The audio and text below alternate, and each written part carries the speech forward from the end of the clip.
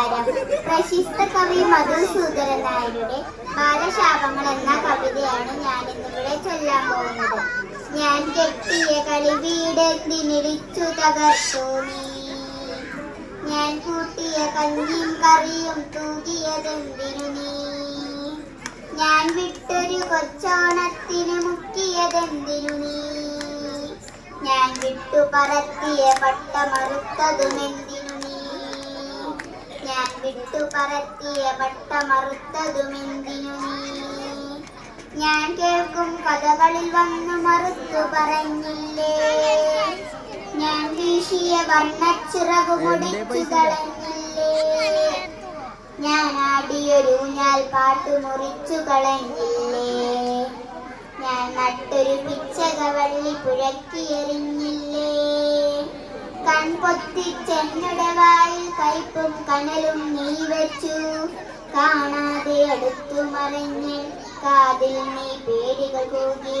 ഒരു കാര്യം കാണിക്കാമെന്നതിലൂലം പായിച്ചെന്നെ കരിമുള്ളിൽ കൂടലിലാക്കി കരയിച്ചതു നീയല്ലേ,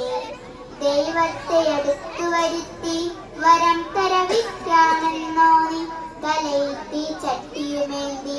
തുള്ളിച്ചതു നീയല്ലേ,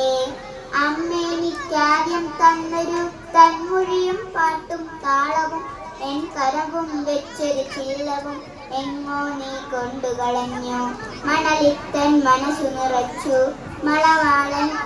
കുളിരുമറിച്ചു, പുലരിയിൽ മഷി കോരിയൊഴിച്ചു, പകലെല്ലാം കീറിയെടുത്തു, അന്തിത്തിരിയൂതിയണച്ചു, അമ്പിളിയുമിറുത്തു കളഞ്ഞു, നീ തന്നതു പെരുകും വയറും കുഞ്ഞിത്തല നരയും മാത്രം, നീ തന്നത് യന്ത്രത്തലയും പൊട്ടുന്ന ബലൂണും മാത്രം,